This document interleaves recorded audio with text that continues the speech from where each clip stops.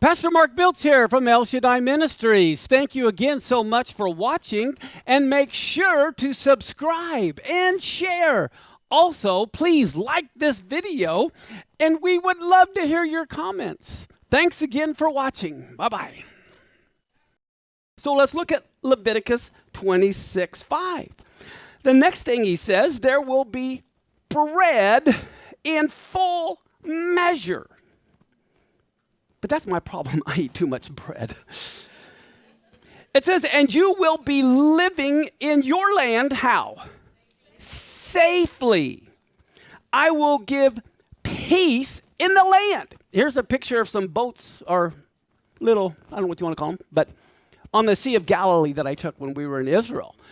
But it was, I think of peace in the land. I just think of, it's hardly, it's just beautiful. He says, and you will lie down and no one will make you afraid. Then he says, I will remove harmful beasts. What harmful beasts were in Israel back then? Lions. What else? Bears. There's all kinds of things. He says, and the sword will not go through your land. As a matter of fact, he says you are going to chase your enemies, and they will fall before you by the sword.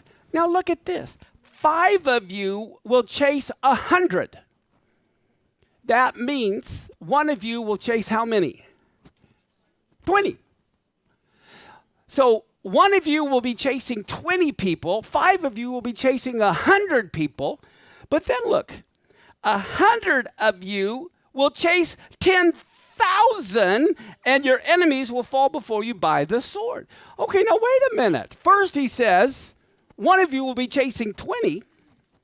And the next one, if 100 is chasing 10,000, that means 1 of you is now chasing 100.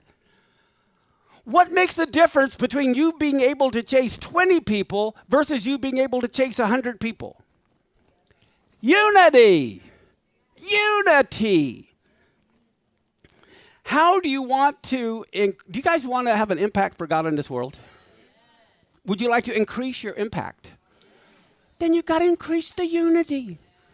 If we don't have unity, we are actually lowering the impact that we can have in society.